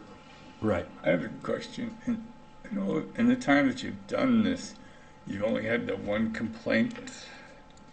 I've had the same person complain twice this year. So that's, yes, but I didn't have any complaints last year, the year before, or in the 5 years I've been here, this is 2 complaints, both this year, both from the same person. Is that person from a commercial establishment No, or a resident? a residence. Okay. I have a third question, Okay, which, go ahead, I'll wait. so, I've also heard that our noise ordinance is not enforceable because the East Lyme Police Department doesn't actually have the sound meters to measure. I think I would agree with that. And if you read the towns, and I guess I'm not going to speak for the police, but just in terms of what's required to determine whether or not the noise is exceeding decibel levels, it depends on distance. And as the guys work down the street, is it, and you measure it from the edge of the property or whatever, is it, that level at that time in that instant? And it's a, like, as I mentioned to Ms. Carlson here, that I think we just have to take it as a given that we're operating loud equipment and that we are exceeding the limits. I mean, I don't have a way of determining that. I think somebody would have an awful hard time proving it. I think just in terms of trying to be a good neighbor and following town procedure, that's why I'm here. But I think, I don't know that we are, but I also don't know that we aren't. So I think I'm trying to take the higher road. It's a good position to take. In response to your statement that this was a time when you wanted to do the work because of little possible damage to cars and things, when I come down here for a meeting, or if I'm downtown by 5:30, there is not a parking space to be had on Main Street. There's not a parking space to be had. And that's because we allow businesses and don't require an adequate amount of parking spots for them. So have there been any complaints about damage to cars? This is 5:30 in the morning. This is 5:30 in the morning. Yes, Okay. but there are cars, you go down there, when you go home, you look, there isn't a parking space on Main Street because all of these other businesses and residences have come in, the housing stuff, and Yeah, okay. they- I see what you're saying. and Okay. they- You've already got cars. So I guess in answer to that question, I think there are fewer cars at that time of the day. I don't know that there are, whether there are some all, taken, whatever. I know that there's less traffic and fewer cars during these hours than there are, like, in the evening hours or when these businesses are full of operation during the day. In terms of answer to the question, yes, we do get a complaint or two probably every summer where some car got damaged, and it could be in the hole-in-the-wall parking lot or at McCook Point Beach or Bridebrook. Someplace there's cars, we're doing this string trimming, we're doing these things.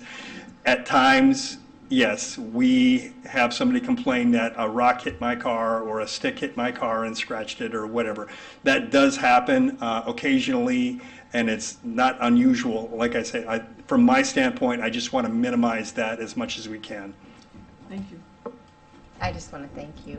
Also, I would say that I'm in favor of the variance, as long as that it's worded that it's downtown or business. I wouldn't want some blanket variance where now residential people will be out there at 5:30 in the No, morning. I think in the request, Okay. As long it's as it's noted. specific to Main Street and Pennsylvania Avenue from this time to this time during this time of the year. Yeah, I mean, you have to take Yeah. care of the streets, so I'm in favor. Okay. Tony, you having a comments or an opinion about the variance? It seems reasonable. If it turns out not to be, I'm sure we'll hear about it. Yep. But I've never heard a complaint. So, do we have we don't really have a draft motion. I mean, do we need to have the town attorney draft? I think we should move in favor of helping Parks and Rec fulfill their mission, so maybe we could cobble one together. I mean, honestly, it sounds like, I think the final sentence of the memo that I sent there, if you change a couple of words there, it may be a says, fine the motion. Parks and Recreation Department requests a variance for trimming and blowing activities along Main Street and Pennsylvania Avenue from approximately 5:30 a.m. to 7 a.m., There you go. approximately bi-weekly from April to October each year. I think that's all. I'll second. We have, I think we already did. Well it. done, Jason. Oh, Yeah, oh, I already got a second. That was a Okay. motion. Well done, Fred. Any further discussion? Hearing none, all in favor signify by saying aye. Aye. Any opposed? Any abstentions? All right, we gotta wait, takes 5 days before it goes into effect. Very good. Under Thanks for the- sticking Thank you very around, much. Jerry, and your patience. Thank you. Yep. Thank you, Jerry. Thanks for all you do. All right, so 5 days from now, that'll be effective. Okay. If it turns out to be a problem, I'm sure we're going to hear about it. So we can adjust. Okay. Next is appointment to boards and commissions for the pension board. We have a couple of resumes, a couple of interested people. They were sent to our vetting committee. They And- were? Yes. And, let's see. And I haven't heard any objection. We did double check that they are registered voters. Dan, Yeah. I just want to make sure that that's accurate because Wendy stated that they have not met since February. So who did it go through? It went to Ann Chicallo, Don McKenzie, and Roseanne, is that right? Yes. Yeah, so those are the three. What's that? Were we supposed to add? I am so confused. And here we go. So my understanding was it was actually Don McKenzie and Wendy was added for fairness, I believe. I'm going on memory, so help me out if I'm wrong. But that is what I believe to be accurate. I remember that too. And they have Okay, not so- met since February. So I'm not trying to be indifferent. No. But again, we created that process for a reason. Yeah. So I am not on that board. I'm on many others, but. So can So I? who's on the committee? I thought it So was, it's Don McKenzie, Roseanne Hardy, and Wendy Sims are the three on Oh, the so it board. wasn't So you. Wendy, So, Wendy no. was omitted. Yeah. And I Yeah, would no, she state didn't- record, I mean, come Yeah. on, so, and I don't think this way because I really try to not lean on the political part and really try to make good decisions in Right. town, and that's exactly why I wanted to have an outside ad hoc committee for this reason, because misuse of appointments and that type of thing can be used in a political fashion and has been used, to my knowledge, in history here, and it's not what I, again, think is good government. So that was created, that was supposed to be a process. This came on the agenda the last time. It Right. feels like it's war over here to try to get something done with best practice in mind. So I'm not in favor of any application coming in that is not going through the process that we put in place. So if you're saying that Don McKenzie got it, great. Yeah. He's a Republican. And Roseanne Yeah. is an unaffiliated, to my knowledge, and ran on the Republican ticket. So where's the Democrat? It's where this is the truth. This is what it is. Can I ask a question, or like kind of follow up with this? Because after our last meeting, I thought about this, and I remember us making this procedure also. But we were trying to improve upon something that I think is spelled out in the charter. I think this board is imbued with certain powers by the charter, and one of them is to make appointments. right. And so I don't know how to phrase this, but I think that might be the best practice that we have, to have these discussions out in the open. Because if we had, you know, Don or some other Republican, Roseanne, some other affiliated, Wendy or some other Democrat discussing, only one of those people faces liability, not liability, they're responsible to the voters. Also, none of those three people, one of those people, I guess, is under the obligation to record minutes and publish them and share the content. Otherwise, this kind of falls into the category of like backroom deal, and I don't think that. Well, that's why it was created. So it was, so let me go back on memory, right? Because I can't remember the woman's name offhand, unfortunately. But I think, was it Judy, Trudy? I cannot. Lucy Schumann? You're Thank talking about the you. police Yes. commission? Yeah. So what we were finding, or what we were seeing is, okay, nobody knows that there's an appointment. Who knows? Did you know? Because I didn't. I didn't get a list of any appointment that's coming up. So it's a surprise. You come in and here, now you have an applicant, or not even that, you just have a name in front of you. So I'm like, well, where's the process on that? So I guess you or Tony can just pick somebody and be like, all right, well, you'll be great on that board. Well, again, kind of backroomish, right? Because unfortunately, some people choose people because they know they're going to make good decisions for our town. Some people choose them because they're going to vote along with them because they have some sort of narrative or something that they're pushing. And you know that it's true. So, okay, we create this process, and to my knowledge, it was actually just going to be Dawn. And then Wendy was appointed to it, and then Roseanne. It really doesn't matter to me as long as people are being vetted, okay, and they're being put forward in a certain way.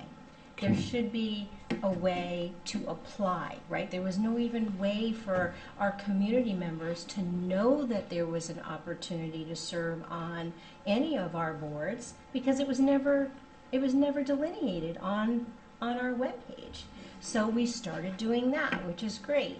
Then again, you have a process, and now it's deviated away from the process, right? And that started with the deputy somebody last agenda that got thrown on there because Mark couldn't attend. And technically, I'm sorry, but that didn't even really have to happen. Somebody that could have been, you know, anointed or whatever, could have stood in for that process. That didn't even have to happen. Okay, there's a process for a reason. If you're getting this here, oh well, it happened. No, it didn't. Well, it was I thought it was Ann. I had. And poor Ann's like, I don't want to be on. No, I didn't realize it was Wendy. I didn't know it was Wendy. That was a mistake. No, Ann and you weren't on this? I was on something else with you regarding some kind of contract last year with Don, but I am not on this at all. Okay. I've never been on it. So I just wanted to follow up on something Candace said. So there is the Freedom of Information Act, which forbids us from talking to each other about things without 24 hours notice. No, here we have to talk about it here. Right, but there is a carve-out for caucusing, which is, I believe, the same party on the same board. Well, you all caucus, but I never caucus. Right. Not So, allowed. so these kind of conversations are, when the framers of this law created this very comprehensive and very kind of, I don't want to use the word rigid again, but very structured, they carved out the opportunity for board members of the same party on the same board to get together and bounce ideas off of each other. So I do believe that there is a process. The intersection of our charter and the Freedom of Information Act are creating the situation where maybe not everyone is involved. And yes, you are right. When Lucy Schumann came before us and she was proposed and voted on, and she ultimately could not serve because she is not a registered voter in town, that could be seen as a breakdown of the process, or it could be seen as evidence that the process works when it happens out in the open. Like this, as I've said before, is a human machine, and when balls get dropped, it's better that they're dropped in public. Well, okay, I don't want to get too crazy with my metaphors here, but I think it's what happened with Ms. Schumann, who I respect very much. When that came out in public and it came out that she was not eligible, I did not see it as a failure of the process and that we needed to, go beyond the Charter and the Freedom of Information Act. I said, okay, we messed this up, but we are still accountable to the voters. We still did it in public. So I think the creation, I'm totally going off the agenda here to talk kind of philosophy. I don't think we need to incorporate the thoughts and opinions of to make it fair and balanced. I think we are the fair and balancing act. That's kind of how I thought after our last meeting. I don't know if it's going to take some time to digest that or think about it, but I really do think there is a process, and it's kind of messy, but I think government is always kind of messy. Can I ask a question? What role do the political parties play in putting names forward? So when I was DTC that's- chair, the idea was that if you have a Democrat who's interested, they would probably approach the DTC chair. They didn't need to, but then the DTC chair would inform them of who to reach out to, how to do it, what to put in their resume, or not the resume, how to make a cover letter.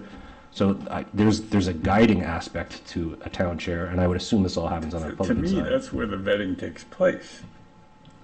If you ask me, Is it the regardless of which political party that puts does it it? in, yeah, they take responsibility for putting names up. So And is they it will also be superfluous on to the have voters. this additional committee, and is it even So I'm, legitimate under our charter? so here's what I have on that. So as soon as somebody starts, and I don't care who it is, it could be my own mother. As soon as somebody starts hyper-focusing on what your political party is and what's next to your name, and focusing on that more to fill positions, that's a problem That's not for what- me. And I'm not being indifferent towards what you said. I'm listening to what you say, okay? And I value you, Tony, but it's just not how I navigate. And it's honesty. I don't value it. And how many times have I stood on the hill here on that? It's been very vocal about it. I do not believe that people should be picked. You're going to be on this board, you're going to be on that board, and then utilizing a caucus type of scenario, like Jason just stated, to me is backroom 100 and not equitable, and definitely not what I would want to see here in East Lyme on either side of the board, okay, either side, whether or not you're talking Democrats, you're talking Republicans, and the people in the middle, okay? That's all I got. Could I just say, usually people that want to get involved in local government get involved with a town committee, one or the other, doesn't matter. And like I said, that should be where the vetting takes place, because that's where they know who the volunteers are, they certainly know if they're registered voters. I always thought that's how the process worked. I understand. Now, there are a lot of people that are in town that do not participate in political party, even those some that actually serve, okay? But if they want, but they shouldn't have to have that. well, but if they especially want to for serve, appointments. you're saying they should be a registered voter, why wouldn't they go to one of the parties? Why wouldn't they go to someone who's, Well, they can choose whatever they like, as long as they're a voter in town, that is a requirement.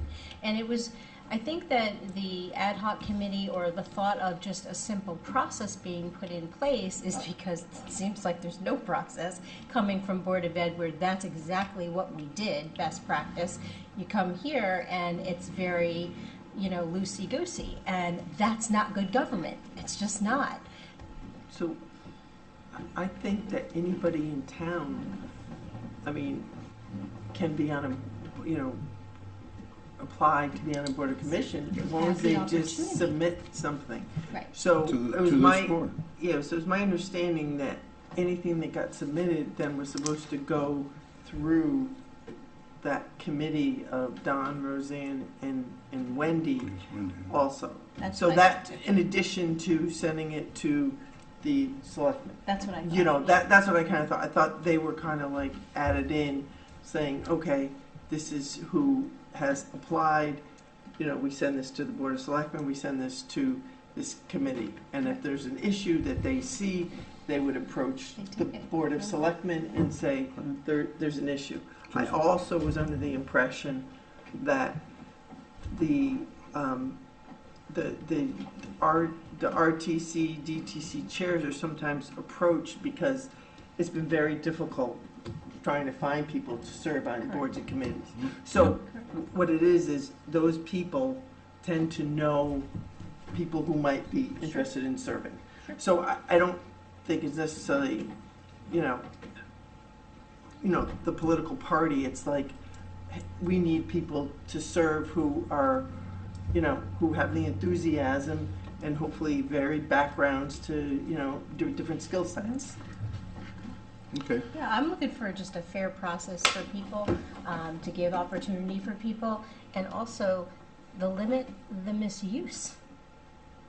Because there's the ability there for misuse, and that's not okay with me, so. But the problem you pointed to was the person was not a registered voter.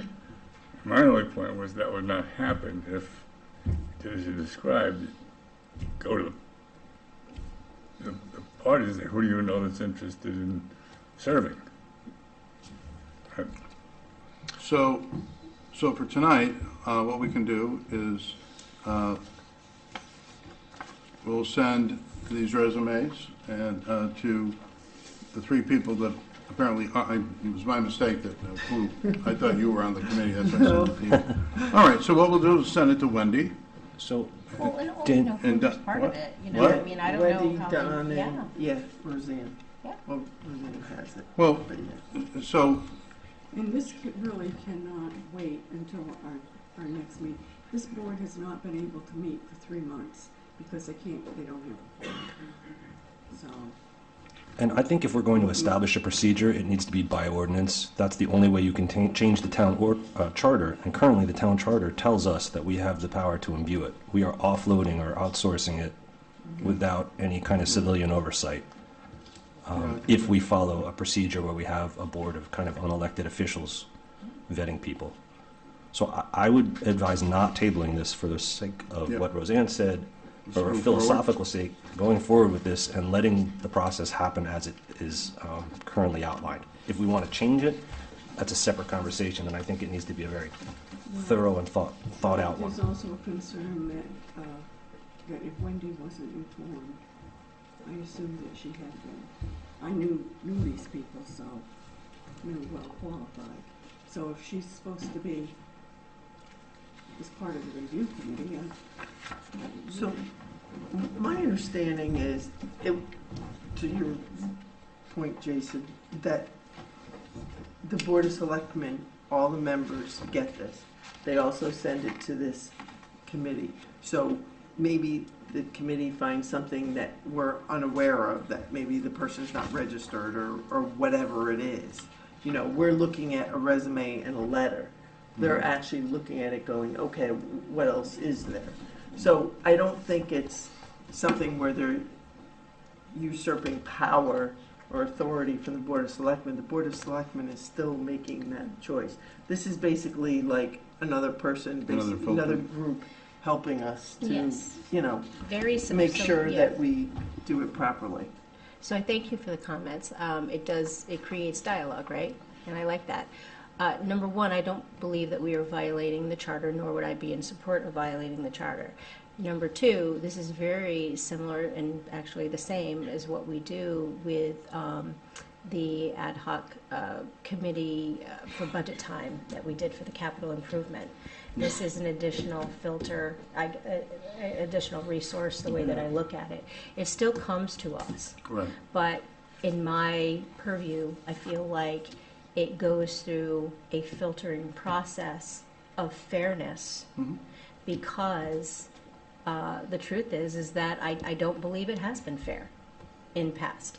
and, leave it to me to bring it up and put it on the table, Leave it to you, and Candace. start the dialogue about fairness and maybe, not so much focus on politics and, really creating a system where people want to volunteer, bring great gifts and skills to the table that are not part of a narrative that seems to be encompassing our entire country. So that's the only thing that I'm looking for here. And I'm going to keep speaking to it until I get it, to be honest. Well, we can fix it. Yeah. We'll just table it, and we'll send it to the three and let them, Hang on, before Right, you minus table it. Ann. okay? As chair, you have the option to table this indefinitely.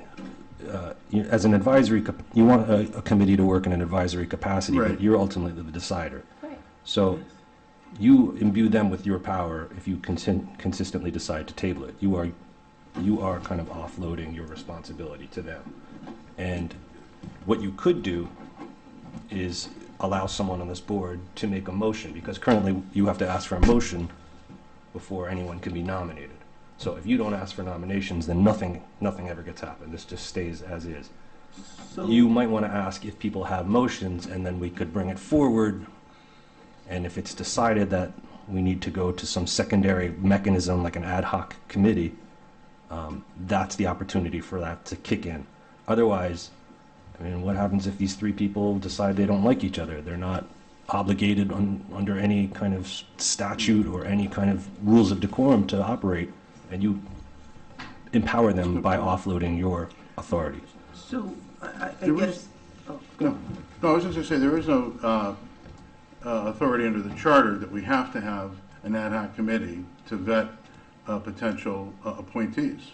This No. is something, This was put in place to ensure that people are not misusing this process. But we did it. To pick and choose certain people to serve, to move forward in narratives and/or to vote in a certain way. Well, I didn't choose these two people. I got their resume, I knew who they were, I was part of the committee. This is what's brought forward. They were the only two applicants. They're highly qualified. So I think the question is, do you, as chair, decide to table this and kind of go forward with this ad hoc committee, or do you choose to ask for a nomination and we have a discussion out in the public about these two candidates? There's just one spot, right? I don't think. So, Two.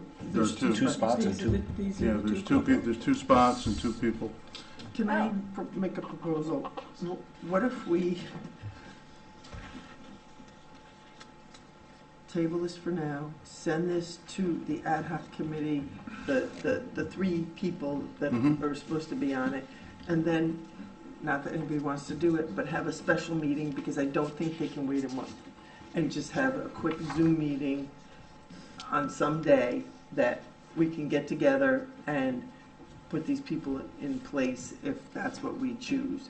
Because I don't think, as Roseanne said, I think the pension board has to meet. I guess, Kevin, are you still there? He's probably gone to bed. Yeah. He's lucky. Yeah, he's smart. Okay. Playing video games. So, I, so what I was gonna say is, Yeah. I think that's the way to do it, so we can just have Yeah, I agree. a special meeting.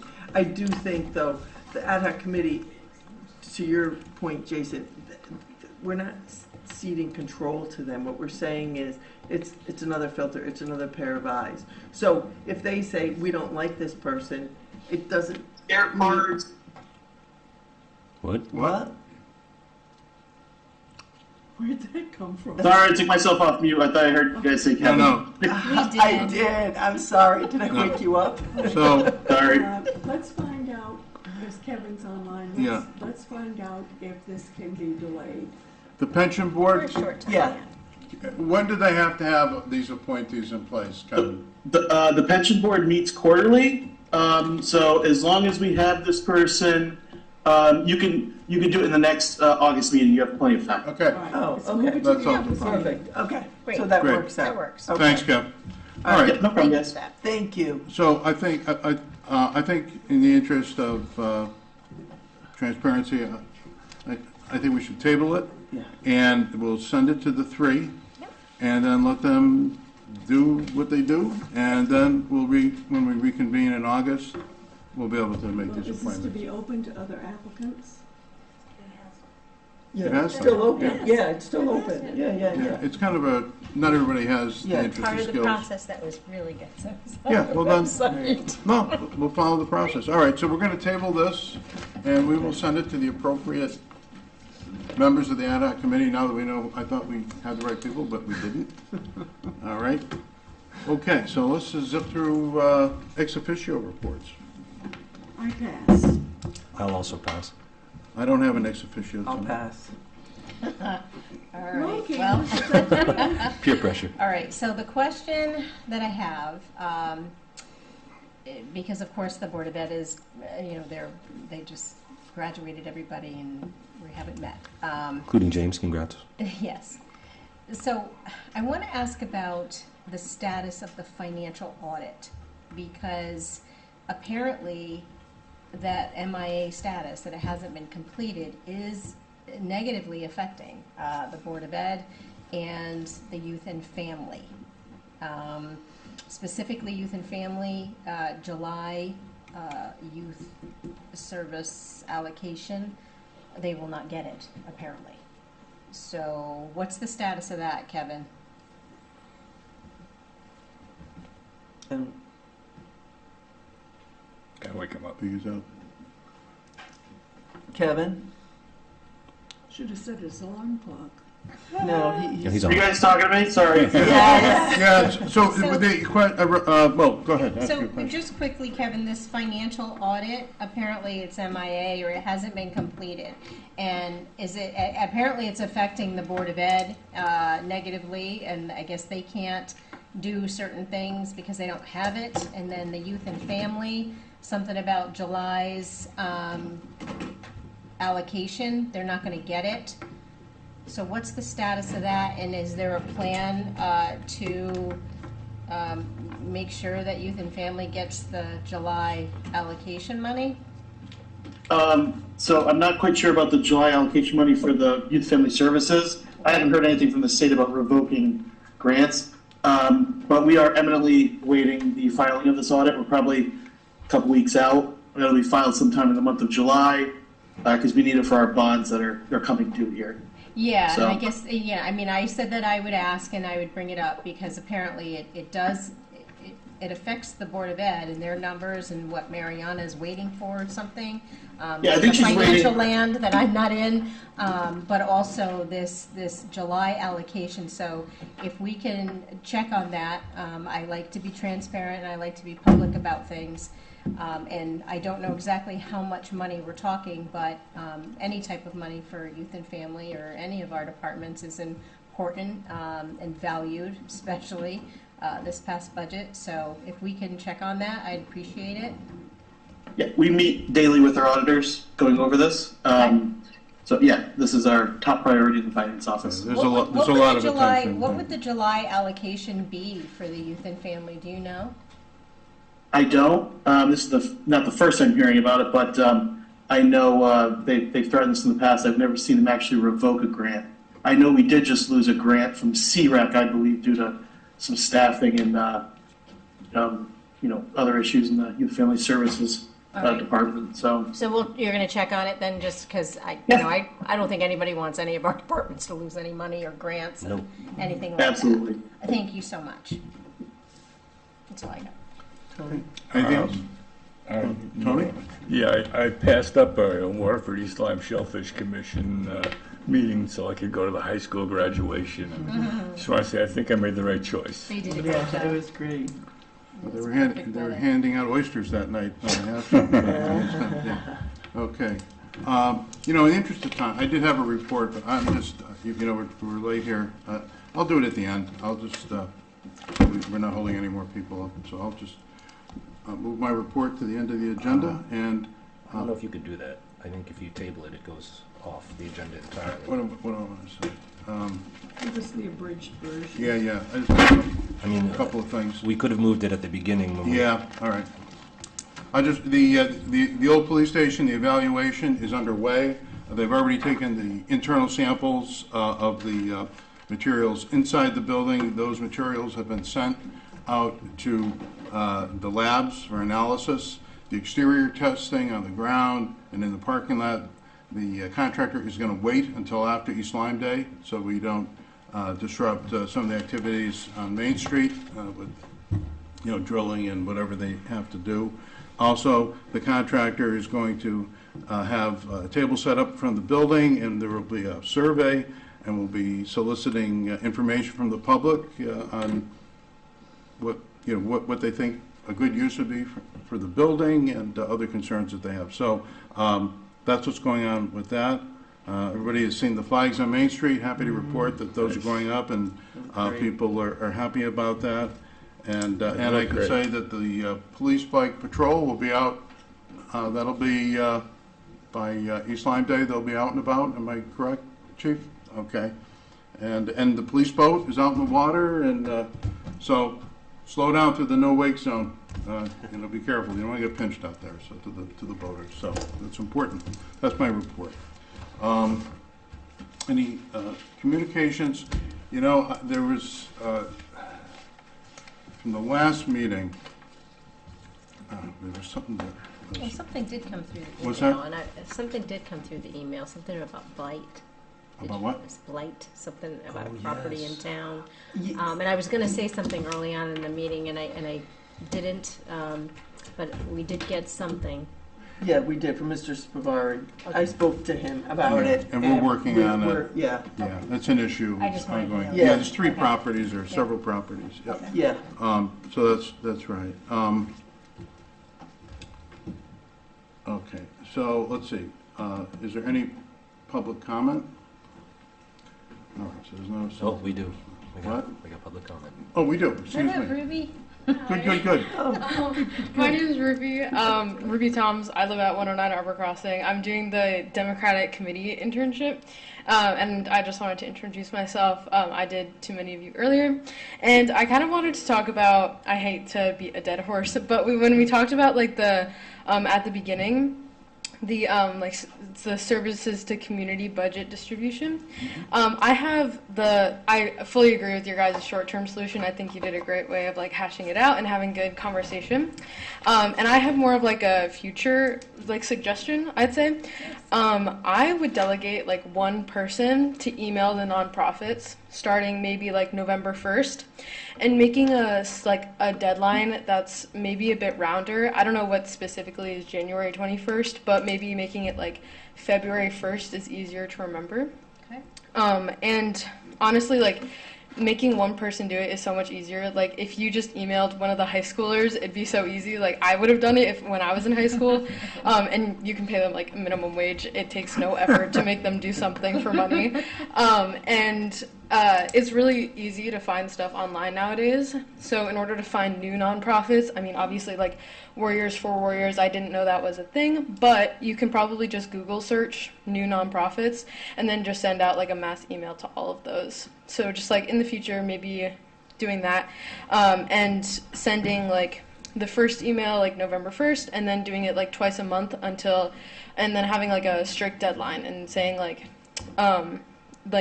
and being clear with that deadline, and by saying like what you were saying earlier with how it's considered and not guaranteed, making sure to like emphasize that. Very good. Thank you. Yeah. Thank you so much. Thank you. Thank you for your comments. In communications, I just remember, so Rich Steele had asked me, he had an email last night. He wanted it read into the record. Yes. And I don't have, does anyone have that email? And I would like to, I can read it. We attached it to the last. I don't have, No, I didn't get it. if you could print it, and then I will read it into the record. Yeah, as I said, I would. So, according to the last minutes, it will be attached to the minutes. That's what we're talking about here? We're Yeah, attaching- and he asked that it be read, so I want to keep my promise that I would read it, but I don't have it, so, Well, I'm looking for. okay. And I don't have my other phone, so I can't pull it.